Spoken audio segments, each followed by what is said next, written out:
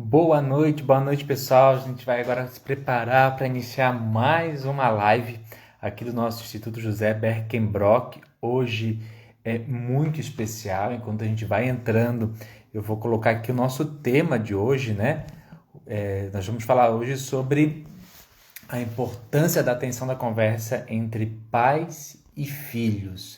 Tem muita coisa bacana para a gente aprender hoje, viu? Deixa aqui, enquanto vocês vão entrando, eu vou anotar aqui o tema da nossa live para quem for chegando compreender a nossa conversa hoje com a Maria Bethânia, que é a nossa convidada. Vai compartilhando a live, chama o pessoal, convida todos e todas para conectarem conosco nesse encontro, esse nosso encontro de toda segunda-feira, que partilha tanto conhecimento. Então chama o pessoal, avisa que está começando a live do IP.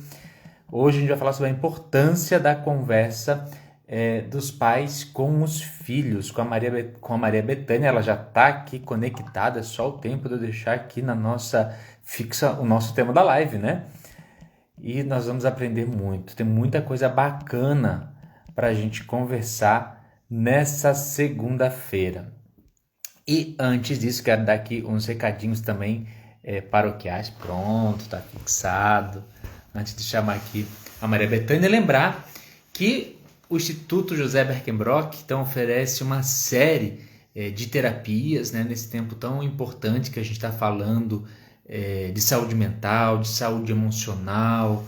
Lembrar que o Instituto oferta esse serviço. E também falar de um grande projeto no nosso Instituto, que é a Rede Comunitária IP Social, que acontece na nossa unidade do Pedregal. Aliás, você que está conosco já visitou as nossas redes sociais, acompanhou a entrega dos vales sociais que aconteceu sexta-feira passada? Então visita lá, dá uma curtida, compartilha com o pessoal, mostra essa importante ação, esse importante projeto social. Passar aqui também um outro recado, hein? Nós já estamos com as cartelas da nossa ação solidária, da nossa ação entre amigos, ou do bingo, enfim, como é que você prefere chamar. O nosso bingo que busca angariar recursos, o apoio para a nossa rede comunitária. Então nós precisamos da sua ajuda também com o nosso bingo, com essa nossa grande ação entre amigos, na manutenção das nossas atividades da rede comunitária IP Social. Uma outra forma de ajudar: você pode adquirir o nosso livro Vencendo a Depressão, do Alcione Berkenbrock, um livro que vai lhe ajudar também nesse momento, nessa travessia. E comprando o livro, você também colabora com as nossas ações do Instituto José Berkenbrock. Ou então você pode ser um apoiador social ou indicar algum outro colaborador. Mas enfim, é importante você fazer parte da caminhada conosco. De alguma forma, se junte a nós, junte-se ao IP, junte-se nessa grande travessia. Bom, eu vou hoje chamar a nossa convidada, a Maria Bethânia. Ela que é pedagoga, com especialização em psicopedagogia e análise do comportamento aplicada. A sigla se chama ABA, né? Então, que é essa especialização em psicopedagogia e análise do comportamento aplicada. E ela também está cursando uma outra especialização, que é desenvolvimento infantil. Então, vocês já perceberam que a convidada dessa noite tem muito a compartilhar conosco sobre esse processo das relações pais e filhos, né? Também é uma forma de nós celebrarmos as nossas unidades familiares, os nossos convívios, né? Essa é a importância. Eu vou chamar aqui a Maria Bethânia. Deixa eu fazer aqui o processo, só um minutinho, tá, gente? Cadê aqui a Bethânia? Deixa eu procurar na nossa listinha. Vamos lá. Aqui, pronto, olha. Vamos esperar a nossa convidada chegar. Enquanto isso, eu vou preparar aqui, tomar uma água. Opa, tá aqui, conectada. Boa noite, tudo bom, Maria Bethânia? Boa noite, tudo bem? E você? Tudo certo, que bom, muito obrigado por aceitar esse nosso convite. Opa, ó, caiu meu celular aqui, ó. Eia, nós. Mas lives não acontece isso, não é live, né? É verdade. Eu estava com medo do meu cair, ainda bem que foi o teu. Não, mas é para quebrar o gelo, a gente já mostra que pode acontecer, que não tem problema. Que bom.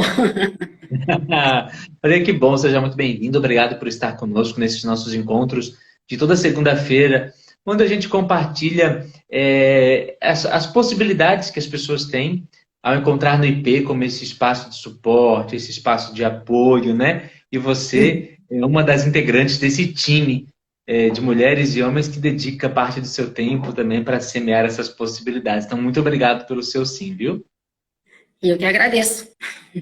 Conta um pouquinho para nós, assim, quem é, então, assim, a gente está falando com a Maria Bethânia, ela é pedagoga, vi aqui as suas especializações, eu falei para a turma, olha, nós vamos conversar hoje muito sobre a importância dessas relações, né, entre pais e filhos, esse convívio.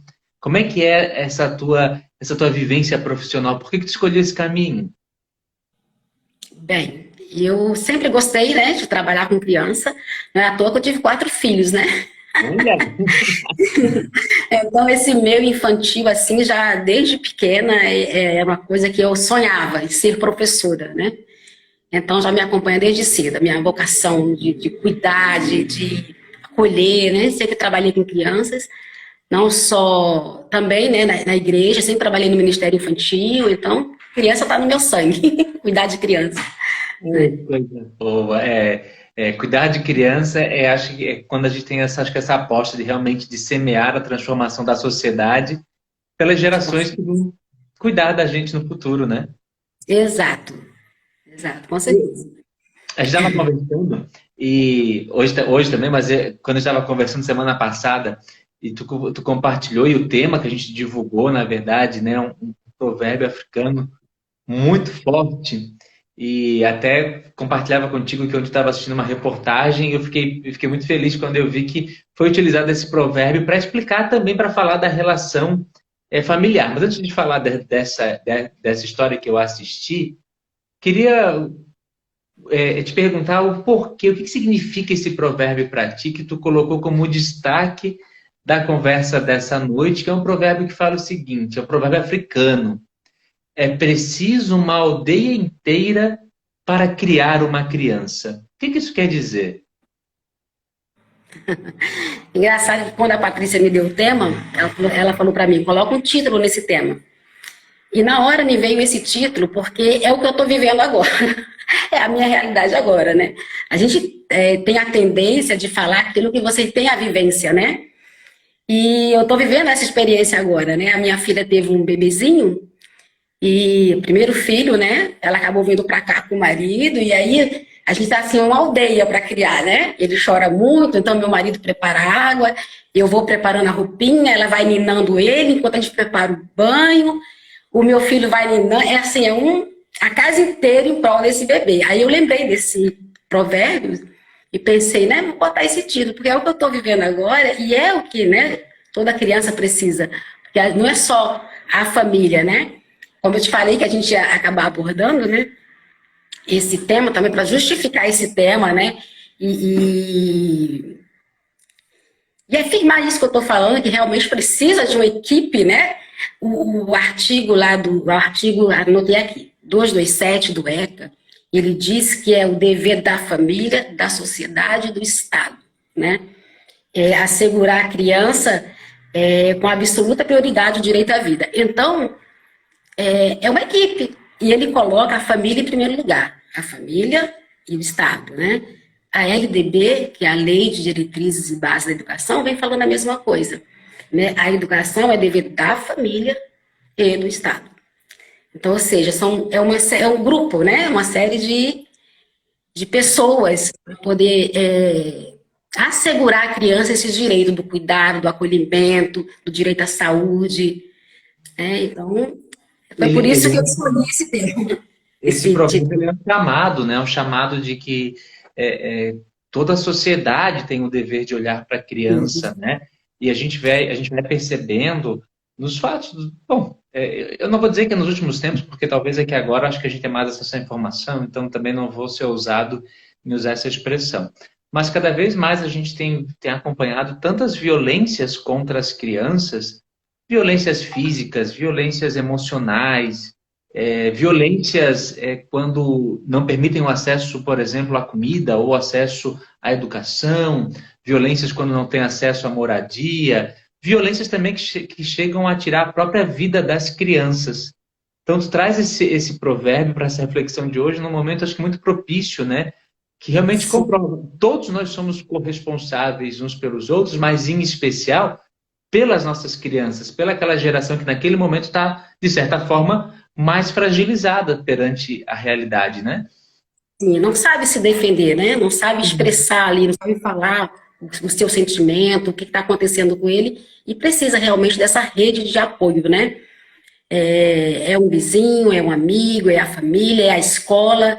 A gente tem que estar atento a tudo, né? Nós que trabalhamos diretamente com a criança, né, nas terapias, a gente tem que estar atento também a essa questão do abuso em casa, para saber se a criança está, e é dever nosso também fazer essa denúncia, né? Chamar a família, né? Colocar ela a par do que está acontecendo com aquela criança, e se a família não tomar providência, é dever nosso tomar essa providência, né? A criança conta conosco, né? Sim, é que ontem, só para deixar, né, já que eu comecei o assunto, eu vou explicar, eu vou falar também, né? Eu ontem assisti uma reportagem que falava de uma, não sei se tu assistiu ontem à noite, mas de uma família, de um casal no continente africano. Eles tiveram 9 filhos, então é algo muito raro, né? Os médicos falando que é muito raro isso, né? Imagina numa gravidez, 9 crianças numa gravidez, né? Então, enfim, eles contam Ai, todo esse processo, mas sabe o que me chamou a atenção? Porque falava do pós-parto. As 9 crianças estão no período de cuidado, né? Também o parto foi óbvio, muito antes dos 9 meses, todo o cuidado médico, e já falavam que quando retornarem à casa, então a vizinhança já está se preparando, fazendo arrecadação financeira, enfim, para ajudar esse casal. E isso me veio muito ao encontro do provérbio que tu escolheu, porque eles falaram do mesmo provérbio, né? Literalmente a comunidade se junta como provedora, como apoio, como cuidado a essa criança, para suprir necessidades básicas. E tu falavas também, né? E na tua reflexão tu trouxe para mim esse ponto. A família tem o dever de suprir, acolher a criança e suprir o básico das condições de dignidade da vida para essa criança, né? O que isso aham. representa? Por exemplo, se eu tenho aqui os meus filhos, né, e na nossa família a gente não supre o básico, quais as negligências que eu posso estar promovendo para o futuro dessa criança, seja na escola, na sociedade como um todo? Vai trazer prejuízos, né, para a vida adulta, para a adolescência. A criança vai carregar esses prejuízos, né, essa coisa que não foi suprida na idade correta, para o resto da vida, né? Então, o pai, a gente fala da rede de apoio, da aldeia, né, dessa. Eu falo muito em rede de apoio, porque como eu trabalho muito com autista, a gente sempre fala que a mãe tem que criar aquela rede de apoio. O que seria aquela rede de apoio? É os avós, são os tios, são os vizinhos, né? Porque se uma criança, né, dita normal, típica, né, precisa de todo esse cuidado, você imagina uma criança, né, atípica. Então, a mãe precisa dessa rede de apoio, né? Mas é dever dela, da família ali, dos pais, né, é suprir essa necessidade básica, né, emocional, esse acolhimento, onde a criança vai se sentir segura é no meio da família. Esse dever é dela. Porque quando os pais são negligentes com a criança, quando ele não dá esse acolhimento devido e necessário, cria-se uma lacuna na criança. Ela não vai saber seguir regras, ela não vai saber ela não vai ter uma rotina necessária para o aprendizado dela. Toda criança precisa de disciplina, de rotina, até para ela se organizar, né, mentalmente, se organizar emocionalmente para aprender. Quando isso não acontece, fica tudo muito solto, ela não sabe a hora de acontecer cada coisa, né, cada momento da vida dela. Então, isso ela leva pelo resto da vida. Se torna um adolescente com problemas comportamentais, que uso de drogas, amizades que não são boas, um jovem que não vai ter responsabilidade no trabalho, vai ficar trocando de trabalho o tempo todo, porque ele nunca teve esse acolhimento, esse cuidado, esse aprendizado no meio da família. né? E Isso é muito grave. quando, por exemplo, a gente tem essa lacuna, né? Como tu está exemplificando, o que pode causar no futuro dessa criança? No futuro, a gente fala até de futuro próximo, né? Porque lá vai começar ali, às vezes, já o período escolar, como é dever suprir essa atividade, ela já pode encontrar dificuldades no caminho. E daí, nesse momento, é que entram profissionais como os psicopedagogos, por exemplo, que podem ser esse apoio para a família, quando a família se atenta, opa, tem alguma coisa acontecendo, tem uma lacuna acontecendo, eu posso recorrer a um apoio profissional. O psicopedagogo entra também nesse caminho de dar suporte, de ajudar a mediar essa ausência, ou essa ausência não, essa ausência acho que não é a pergunta correta, mas a mediar essa carência, essa fragilidade? Na verdade, mas não é só do psicopedagogo, né? Se a Sim. família não pegar junto, a gente não vai fazer milagre, porque a criança, né, fica com a família 24 horas, com a gente uma vez uma hora por semana, né? Então, a gente pode trabalhar primeiramente com a família, fazer Sim. com que a família entenda a importância dela estar junto, ela está ali participando da vida do seu filho, da vida escolar, da vida com os amigos, do cotidiano do seu filho. É necessário. A gente vai entrar como uma rede de apoio, né? Auxiliando esses pais, porque os pais também estão perdidos. Os pais também, Uhum. às vezes, não sabem colocar os limites também. Eles também, o que é certo, o que é errado. Hoje mesmo eu estava vendo uma palestra de um filósofo e palestrante muito conhecido, Mário Sérgio Cortella, né? E ele estava falando que os pais hoje eles ficam mais refém dos filhos.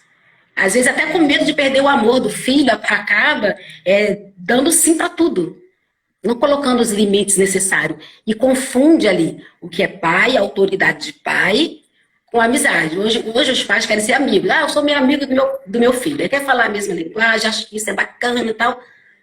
Pode até ser, mas desde que ele sabe se colocar no lugar de pai e filho. É filho. Tem que ter isso. Isso não ficou para trás. Isso não é coisa do passado. Isso tem que existir hoje, né?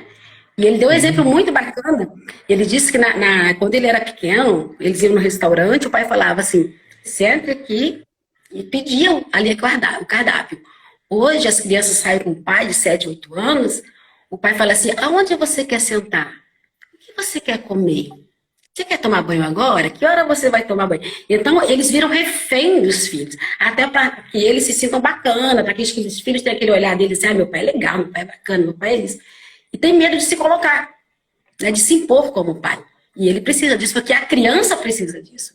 Ela precisa saber que existe ali uma pessoa sobre ela, né? Que vai ali ditar. Até porque, nesse sentido, esse exemplo que tu está dando é o sentido vamos chamar de autoridade, mas não é um autoritarismo, né? É aquela Exato. autoridade que vai conduzir, é a autoridade fraterna, né? É a relação. Quando falta a relação, fica essa lacuna que tu está trazendo, né? Se eu não tenho relação com meu pai, eu não tenho referência, eu não tenho base, eu não tenho suporte, né? Então isso vai ter problemas lá no futuro. Aqui a gente está falando do pai, mas compreendam sempre que é pai, mãe, enfim, O responsável, a né? relação do tutor, né? Aquele que cuida, aquele que acompanha, aquele que zela, né? Aham. Exatamente. Então, os pais, eles têm que ter também essa orientação, né? E cabe a gente também, que vai pegar aquela criança, vai fazer naquele momento terapêutico com a criança, primeiro, saber como é que é a relação. Por isso que eu gosto de conversar com os pais primeiro, né? Conhecer como é que é a rotina dele. Que horas essa criança dorme? Ele faz alguma tarefa em casa? Ele tem alguma responsabilidade? Jogar o lixinho fora? Ele seca uma loucinha? Né? Ele tem horário para dormir? Ele fica até tarde? Então eu gosto de saber de tudo.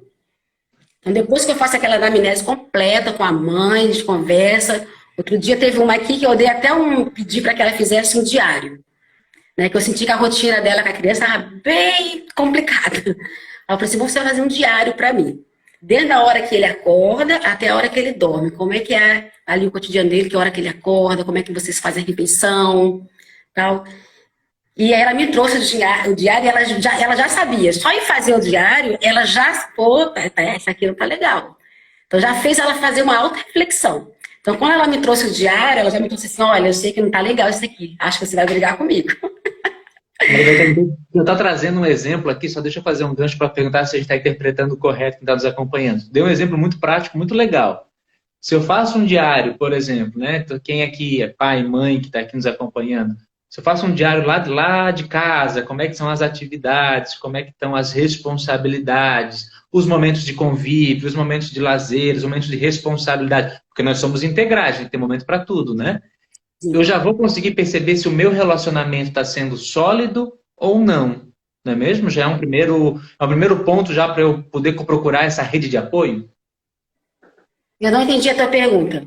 Se eu faço esse exercício do diário, né? Como você está dando, deu um Uhum. exemplo muito prático. Ah, fiz aqui o meu diário, estou percebendo o que, que eu tenho de atividades, o que, que meu filho tem responsabilidade, qual é o momento que a gente está junto, quando a gente não está junto. Aqui eu já consigo olhar e dizer, opa, realmente talvez esteja precisando de uma rede de apoio. Precisa aqui Exato. procurar um profissional. Exatamente, você faz essa autorreflexão. Tanto que quando ela chegou, ela já chegou falando assim, ainda falou assim, mas sozinha eu não vou conseguir. Assim, realmente, você vai ter que contar com as pessoas que moram junto. Eles vão ter que fazer esse mesmo, né? Essa mesma rotina. O pai também, se a avó morar junto, a avó também. Você vai precisar realmente daquela rede de apoio. Porque a reclamação dela é que ele não comia. Ele não come nada. Mas aí, ele levanta 11h30, meio-dia. Ou seja, já pula o café da manhã. Não senta na mesa para comer junto. Ou seja, então, essa questão da alimentação está muito mais na família do que na criança, certo? Sim. Maria, olha só, deixa eu fazer uma outra pergunta. Quando a gente tá, a gente deu aqui a gente já falou algumas questões do que pode acontecer, né? Da ausência, dessa falta. Mas eu queria te fazer uma pergunta positiva agora, né? Quando vai para o contrário, por exemplo, quais os benefícios que a gente percebe numa criança do exemplo contrário, do exemplo daquela família que é presente, daquela família que tem momentos juntos, daquela família que, de repente, como tu acabou de falar, senta junto para a refeição. Quais os benefícios que a gente percebe quando a gente tem o lado bonito da. Não é romantizado, que a gente sabe que é Não. difícil. Mas o lado bacana, o lado do esforço, dessa presença. Olha, o benefício é muito grande. É um benefício. Assim, a criança ela cresce mais segura. Na hora de escolher a amizade, não é qualquer amizade que ela vai saber selecionar as amizades, ela vai valorizar os estudos, ela vai saber que ela vai se tornar um cidadão realmente consciente, né? Questão moral, porque ela vai ter aquele apoio, ela sabe que os pais estão ali, né? Que vai ter aquele apoio. Então, o sentar junto para comer, perguntar como é que foi o seu dia. Outro dia eu li um livro que falava assim, você senta na mesa e pergunta para o seu filho adolescente, como foi o seu dia? Bom, tá bom. Mas não é só isso. Né? Você tem que perguntar, foi bom por quê? O que aconteceu? Como é que você se sentiu em relação a isso? Né? O que você achou dessa atitude do seu amigo? É aprofundar a conversa. E não esperar que o adolescente aprofunde, porque ele não vai aprofundar a conversa. Né? Tem gente que reclama, meu filho passa o dia inteiro trancado no quarto jogando videogame. Você bate, você convida ele, você vê lá que jogo você está jogando, filho, como é que é esse jogo? Conta aí. Tá. Você entra ali no mundo dele. De repente, assim, Né? aprender a jogar com o filho pode ser um grande presente, um grande meio de estar junto, né? Claro, é uma oportunidade de conversar, de debater, né, de falar coisas da vida. Ah, esse jogo é violento, o que você acha aqui dessa violência? O que você está. Né, vamos trazer aqui para o nosso cotidiano. Né, fazer a criança refletir, o adolescente refletir sobre esses temas, né? É no cotidiano dele que você levanta questões sérias, né? Então, Bem, olha só, a gente está conversando aqui com a Maria Bethânia, ela é psicopedagoga, quem está chegando está vendo, percebe que a gente está conversando sobre as relações entre pais e filhos, a importância da conversa e todos os frutos dessa relação no desenvolvimento da criança. Então, assim, ó, a gente vai ter um sorteio, a Maria Bethânia atende lá no IP também, é desse time de pessoas, e mulheres e homens que deseja ofertar relações mais saudáveis no nosso dia a dia. Quem colocar aqui nos comentários qual o provérbio africano que dá base para essa nossa conversa, o provérbio africano que nos motiva, esse pano de fundo, como a gente fala no escoteiro, dessa relação, vai ter o sorteio de um atendimento com a Maria Bethânia, e você mergulhar nessa relação, ela como psicopedagoga profissional, pode ajudar aí também no dia a dia da sua família, das suas relações. Tá certo? Então deixa aqui nos comentários que a Olga, que também é do grupo do IP, está aqui acompanhando a gente. Olha só, Hoje tu me falou de um tema muito bacana. Eu sei que tu tem um trabalho aí com autistas, né? Conta para nós um pouquinho também sobre a forma, porque eu conheço algumas famílias, né, que têm cidadãos e cidadãs autistas na sua casa, às vezes criança, e costumam partilhar muitos desafios pelo desenvolvimento num outro momento, num outro ritmo, de uma outra forma que essas crianças possuem, né? Eu costumo dizer que são crianças muito especiais porque nos ensinam muito. Como que fica assim? Qual que é o desafio ou qual a orientação para a família, para essa rede de apoio, né? Como ela deve se preparar também para motivar esse desenvolvimento, essa acolhida, por exemplo, de uma criança autista? A criança, né? A família, você está falando da família, né? Em primeiro lugar, é saber, assim, que seu filho não é doente, né? Autismo não é doença, é uma condição, né? Então, e outra coisa importante é procurar realmente o apoio, procurar outras mães de filho. Nas redes sociais tem muito, né? Grupos de mães autistas, procurar se inteirar, né, desse assunto, procurar os profissionais que trabalham com essa criança, envolver a família, porque e saber que também que o meu filho é autista, ele nunca vai aprender, não é? O autista ele aprende, né? As terapias Muito. estão aí para isso, né? E tem muita terapias baseada, né, na ciência, né?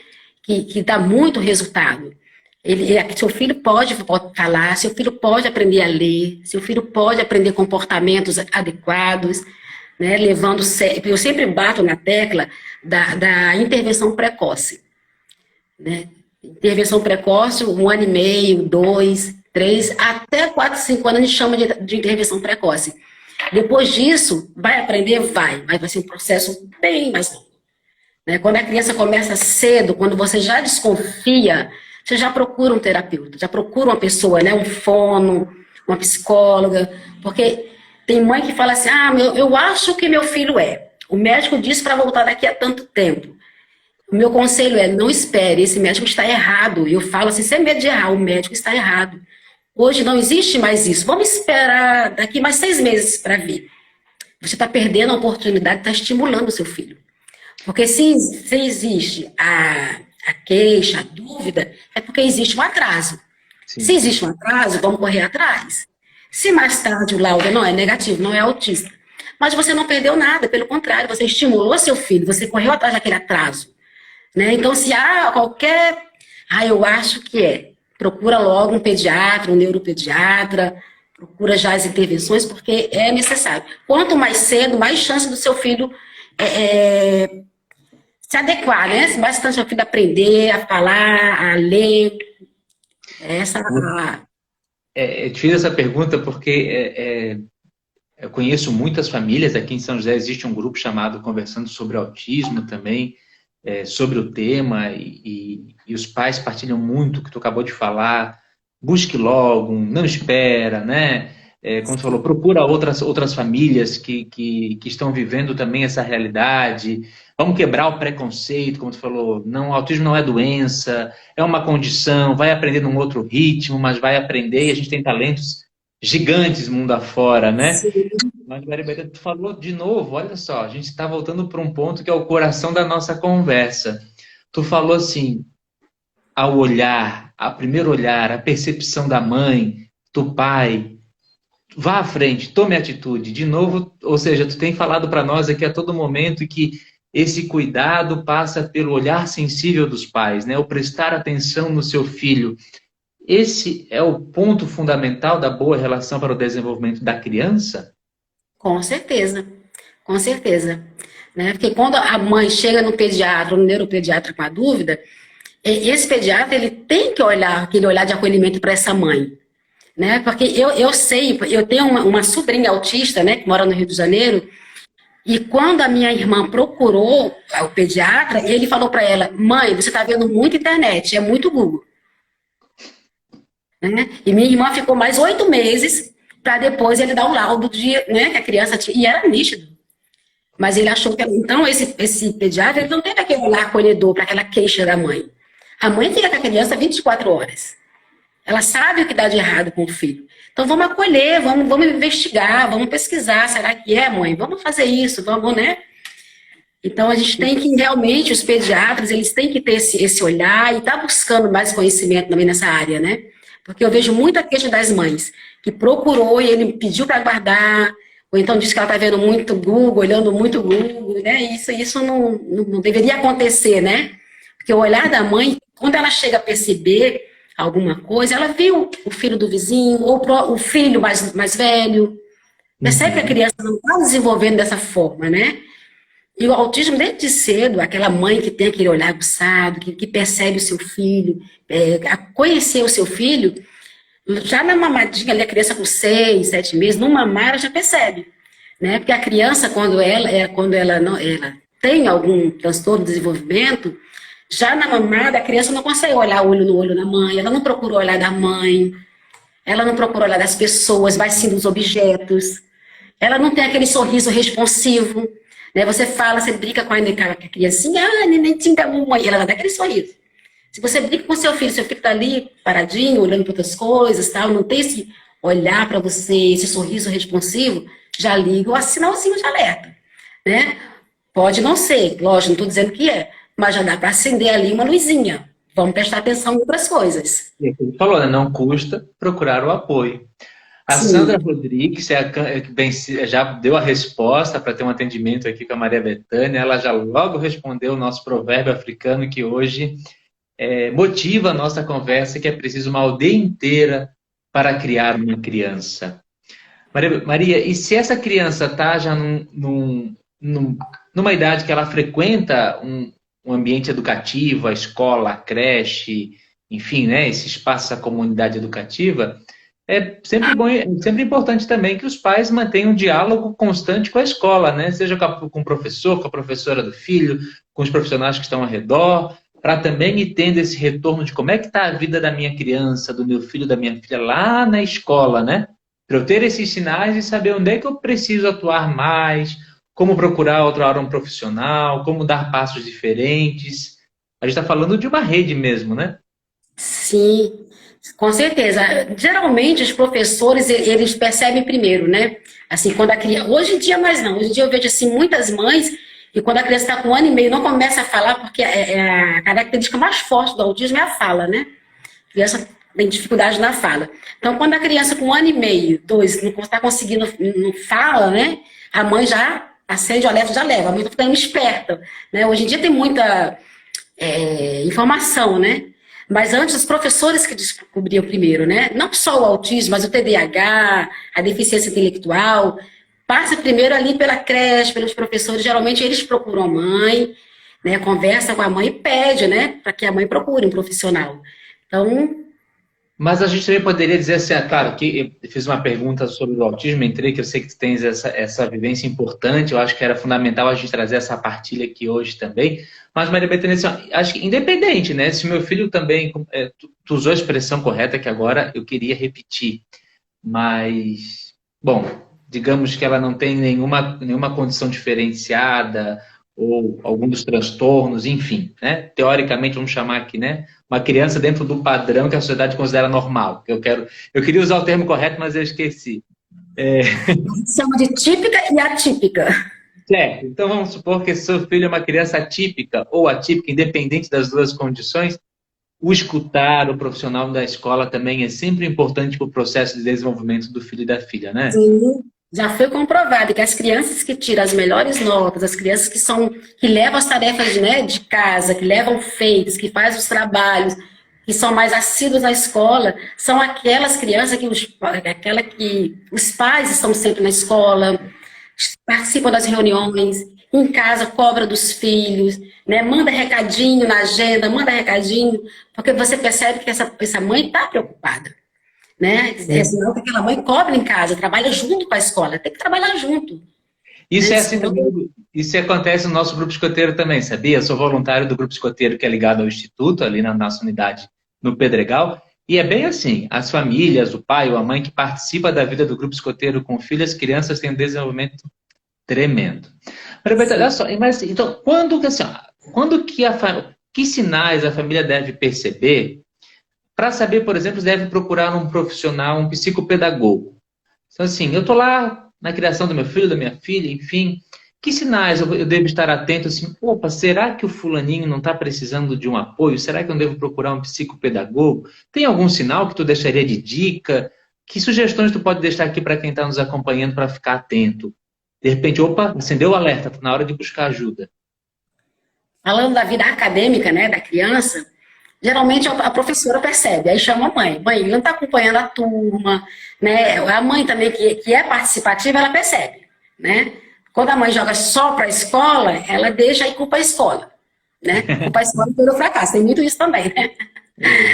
E quando a mãe é participativa, ela percebe junto também. Ela mesma toma a iniciativa de procurar o professor. Né? Ó, tô percebendo que meu filho não está conseguindo fazer as tarefinhas de casa que você está mandando. Né? Então, tem que ter os dois lados, né? A escola e os pais. Então, quando eles percebem isso, e a professora fica atenta, a professora faz o encaminhamento.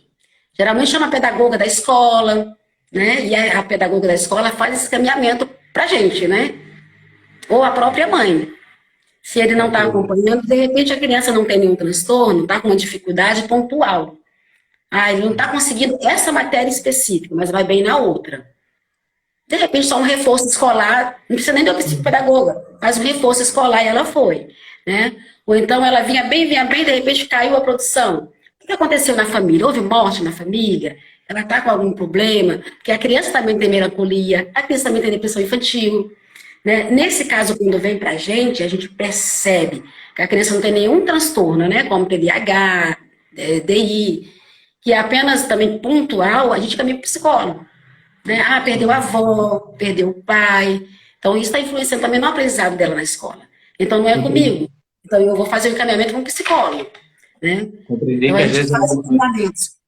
Compreender que às vezes é algo momentâneo, é um fato que aconteceu na vida da criança que tirou ela da sua base ou do seu ritmo natural e pode ser algo realmente momentâneo que ela vai atravessar. Daí o psicopedagogo vai ajudar então também não, você precisa de um outro profissional para acompanhar. A gente também faz esse tipo de encaminhamento, né? Porque a gente faz ali os testes, vai fazendo a avaliação com a criança, faz uns 8 atendimentos e percebe, não é comigo. Aí vou encaminhar para o psicólogo, para o neuropediatra, para o psiquiatra. A gente faz esse tipo de encaminhamento. No início da nossa conversa, tu trouxe algo muito importante. Eu fiquei bem feliz com a tua introdução, que tu citou um documento que às vezes as pessoas parece que não querem dar muita bola, né? Tu citou o Estatuto da Criança e do Adolescente. Tu já logo fez chamada a um direito da criança, né? Acho que isso é muito inerente aos profissionais. Eu acho que prestam muita atenção na criança, mostrar para a sociedade o quão é importante o nosso cuidado com eles, né? Sim, eles têm direito ao cuidado. Como que tu tem sentido, né? Tu olhando para a sociedade, tu é psicopedagoga, tu citou aí, né? Já logo puxou os filhos, netos, ou seja, tem a relação do afeto em casa, tem a relação do teu afeto profissional. É uma mulher que está atenta às crianças.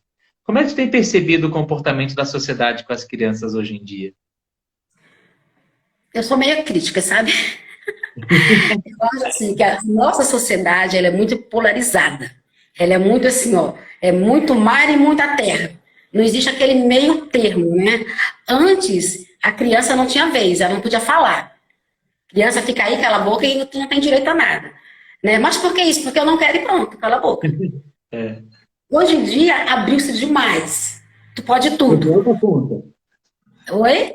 E foram para outra ponta, né? Foram para outra ponta, né? É aquilo que eu falei que vi o Mário Sérgio falar. Que hoje tudo pergunta para a criança. O que você quer, né? Você quer sentar onde? Você quer comer o quê? Você quer assistir agora?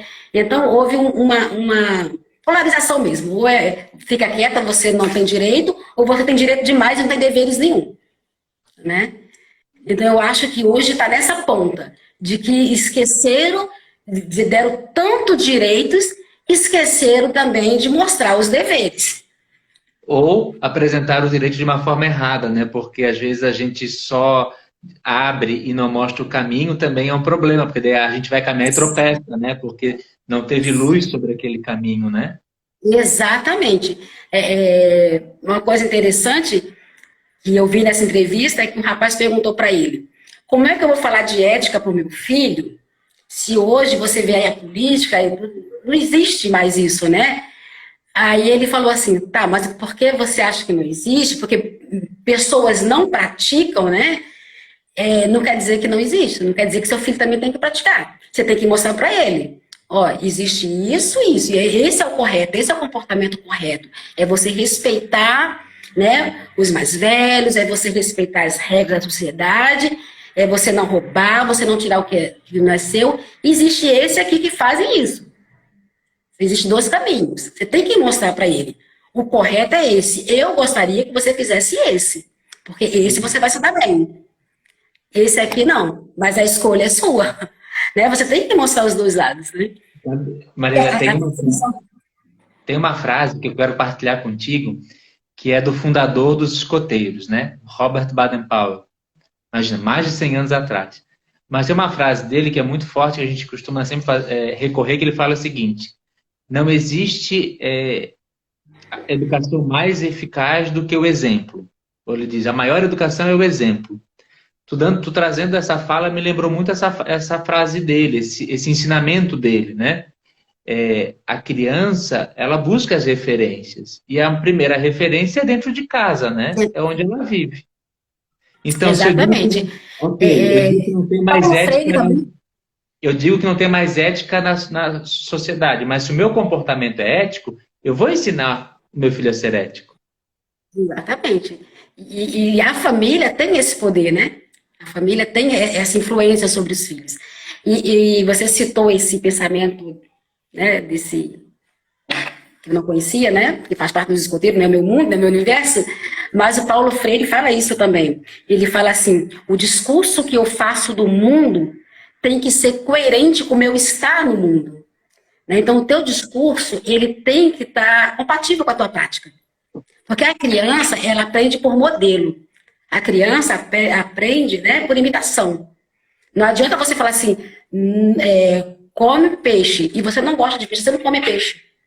Ela não vai ver peixe no teu prato, ela não vai ver peixe na mesa. Como é que ela vai comer o peixe? Né? Então, você tem que falar, você tem que mostrar e você tem que fazer. Porque é o teu fazer que ela vai olhar, não é a tua fala. É a coerência das relações, né? Exatamente. Eu percebo muito, vou trazer também aqui uma outra vivência de novo do escoteiro, que daí é o mundo que eu mais convivo com as crianças, e que a gente percebe muito de algo que tu apontou para nós nessa noite. Quando a gente percebe crianças que os pais são extremamente ausentes e é o pode tudo, né? Que não escutam não, e que não escuta, enfim, que não tem, que não tem um limite, vamos supor, né?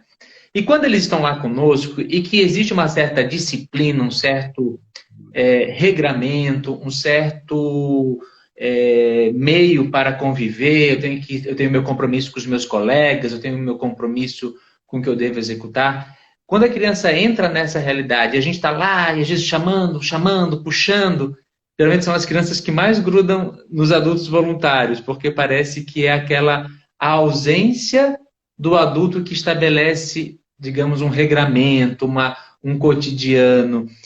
Isso, a psicopedagogia também, porque pela tua fala, tu trouxe isso para a gente. A criança precisa ir recebendo esses estímulos, ela saber para onde é que ela vai, para onde ela não pode ir. Isso é fundamental, então, no desenvolvimento da vida da criança? Rotina é fundamental na vida de qualquer ser humano, né? De criança, então, que não tem, ele não sabe ali o que ele pode e o que ele não pode. Ele está em desenvolvimento, ele está em crescimento. Quem tem que dar os limites são os pais. Ó, isso aqui você pode, a televisão só pode estar até hora, você não pode dormir até tarde, o quarto não pode ficar essa bagunça, porque até um quarto desorganizado, material escolar desorganizado, um quarto sujo, isso também traz problemas para a vida da criança. Ela vai se tornar, a vida dela vai ser desorganizada. Ela não vai conseguir se organizar também emocionalmente. Até o espaço físico, quando a criança vive. Né? A gente tem que ter esse cuidado. Então, toda criança precisa de limite e de rotina. Como tu falou, todos nós, né? Uma rotina para nós. Maria, a gente está quase chegando no final do nosso bate-papo, desse nosso encontro. E Tô bem feliz porque a gente consegue aqui. Estamos quase ao redor da mesa tomando um café num bate-papo descontraído, né? Exatamente. Olha só. Mas antes de encerrar, eu anotei, são 4 principais tarefas dos pais. Não fui eu que fiz essa lista, eu peguei essa lista, deixa eu ver que eu anotei. Mas antes de tu achar a tua lista aí, porque para gente deixar essas dicas para encerrar a nossa live, eu queria fazer uma pergunta que chegou para nós, assim. Agora a gente está num tempo de pandemia, já está um ano de pandemia e tudo, a nossa vida toda virou de cabeça para baixo, né? Ficou mais difícil a gente identificar nas crianças lacunas que nos apontem a necessidade de um profissional, de uma ajuda profissional. Como é que tu tem percebido isso no teu cotidiano enquanto psicopedagoga? Como é que tu tem sentido essa angústia aí? Ficou mais difícil identificar realmente essas questões de desenvolvimento. Primeiro, pela socialização. Porque a criança, ela precisa se socializar. Ela precisa estar junto com seus pares. Né? Hoje, os pais não levam as crianças nos parquinhos para brincar com os colegas. As creches ficaram fechadas há muito tempo. Voltou agora, mas não voltou, né? Ainda de forma integral. Então, essa falta desse convívio com seus pares, com outras pessoas, sem ser ali a família, faz com que, principalmente as crianças atípicas, né, que precisam desse convívio, né? Então, realmente ficou complicado. Porque a criança não precisa só aprender a ler e a escrever, ela precisa se socializar, ela precisa saber esperar a sua vez, ela precisa entrar numa fila, ela precisa dividir os brinquedos, ela precisa desse convívio com outras crianças, né? E realmente ficou complicado. É uma pergunta bem informal, porque aqui a gente não está lidando com dados, enfim, ninguém tem pesquisa para explicar o que a gente está vivendo ainda, né? São muito poucos, mas acho que a gente vai teremos grandes desafios, né? No pós-pandemia também nessa área, né? Acho que as crianças também, todo mundo vai sair com os seus traumas, acho que todos nós, mas vai afetar bastante as nossas crianças, né? Principalmente, na minha concepção, principalmente a educação infantil ali, onde a criança está dando seus primeiros passos. Eu acho que essa área da conversação ali vai ser muito complicada. Mas nós iremos pela frente. Você que está nos acompanhando sabe que o Instituto José Berkenbrock está de portas abertas para ser esse ponto de apoio nos desafios. A gente sabe que teremos muitos desafios pela frente.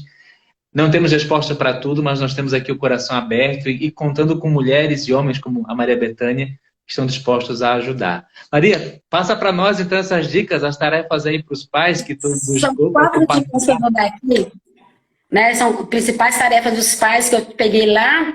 É um projeto da Secretaria Municipal de Educação lá de Ibiribí, São Paulo. É o seguinte, a primeira tarefa dos pais é criar seus filhos emocionalmente independentes. Aí a gente lembra, meu exemplo do bebezinho aqui em casa, que ele chora e às vezes não é fome, não é nada, às vezes ele só quer um colinho, ele só quer se aquecer ali, ele quer ser acolhidinho, acabou, ele se acalma e volta pro becinho. Então, o que é criar uma criança emocionalmente independente? É você dar liberdade para ela, você deixar ela, às vezes, também lamber as próprias feridas, é deixar ela cair e levantar sozinha, né? É deixar ela chorar também no momento dela, ela viver ali as suas frustrações sem estar tapando o tempo todo, curando o tempo todo, porque a vida não é assim. Ela vai se frustrar. Ela vai ter que aprender a conviver com as suas emoções. Então, nós pais temos esse dever de criar os nossos filhos emocionalmente independentes, né? Não largar. É aquela independência e você ali dando aquele apoio nos primeiros passos, né? A segunda está ali, né? A segunda é tornar seu filho autodisciplinado. Para ele se tornar autodisciplinado, você tem que disciplinar. Disciplinar não é bater. Disciplinar é ensinar. Você vai arrumar o seu quarto, é hora de desligar a televisão às 10 horas, então vamos desligar às 10 horas, e ele precisa saber disso aí. Você precisa lembrando toda hora. Você faz junto. Você faz junto, fica junto, e vai ensinando ele a ter essa autonomia depois, sozinho, né? Isso é criar um cidadão para o futuro, né? Pois é, eu ia te perguntar isso. É realmente preparar para enfrentar lá fora, né? Essa aí da aldeia, né? Exatamente, é sair da aldeia. É se tornar um adulto independente, né? 3, desenvolver habilidades na sua criança. é dar autonomia de atividade de vida diária. Porque a mãe tem um extremo, aquela que deixa sozinha, e tem aquela que super protege. A criança já tem idade para amarrar o sapatinho, mas a mãe continua amarrando. A criança tem idade para comer sozinha e a mãe continua dando na boca. Não quer largar ali o filhote, né? Então você tem que ensinar habilidades para essa criança, né? Atividade de vida diária. Comer sozinho, botar uma roupinha, ensinar a colocar roupinha. Você tem que criar ela uma criança autônoma. 4, desenvolver o senso moral. Que é aquilo que a gente estava falando, né? Apesar da gente ver a imoralidade que está aí fora, mas eles têm que saber que ele tem que desenvolver um senso moral, saber o que é certo, saber o que é errado, e você vai mostrando. E isso você vai mostrando até no videogame, como você falou. Vamos jogar um videogame junto? Né? O que aconteceu ali, aquela cena? O que você achou dessa violência? Como é que você vê isso? E vai passando valores para ele aí dentro da vivência dessa criança. Sim, desse adolescente. Né? Então são essas 4 dicas que eu achei muito interessante trazer, né? Outra coisa que eu faço sempre com as minhas crianças e falo com os pais: pais, ordem dada é ordem cumprida. Se você falou assim, ó, pega aquele brinquedo do chão, a criança virou as costas e você não quer se incomodar, deixa pra lá, ela vai viver a vida inteira assim, não deixa pra lá. Se você falar pega, você tem que fazer ela pegar, né? Se você falar tira o vestido do banheiro. Eu nunca me esqueço, assim, o meu pai tinha muito disso, que era de compromisso. Ele ensinava: tu marcou que você vai em tal lugar, não quero mais ir. Não, agora você vai, porque você disse que ia, as pessoas estão esperando por você. Isso foi algo que me marcou muito e carrego, acho que me ensinou muito no senso da responsabilidade para com o outro. É claro, se acontece um imprevisto, é um imprevisto. Mas não abandonar as coisas simplesmente porque mudou de ideia, né? Exatamente. O meu filho, esses dias, eu achei bem interessante. A minha filha estava grávida e eu sempre ensinei isso para ele. E ele me pediu para ir numa festinha na casa da amiga. Ele é jovem, eu deixei. Quando ele chegou, 2 dias depois, a amiga falou que estava com dor de cabeça e febre. E ele ficou muito indignado. E ele mandou um recado para ela, assim, super indignado. Achou assim: você foi irresponsável, porque eu tenho uma irmã grávida dentro de casa, você estava com dor de cabeça, você não avisou pra gente, porque eu tinha a opção de não ir né, nesse local. Se você me avisa, né? Então, achei muito interessante esse senso de responsabilidade dele, né? Em passar e alertar aquela colega que não agiu de forma correta, né? A gente precisa retomar tudo isso, né? Maria Bethânia, muito obrigado. Que encontro gostoso, que conversa boa para essa segunda-feira. Né? Eu que agradeço. Muito bom. Psicopedagoga. Atende também lá no nosso Instituto José Berkenbrock. Se você está acompanhando, se você está precisando de auxílio, ou conhece alguém que precisa desse suporte, às vezes é um alerta, às vezes indica, telefona para o Instituto, passa lá no Instituto, conversa, tenta um horário com a Maria Bethânia e venha participar conosco dessa caminhada.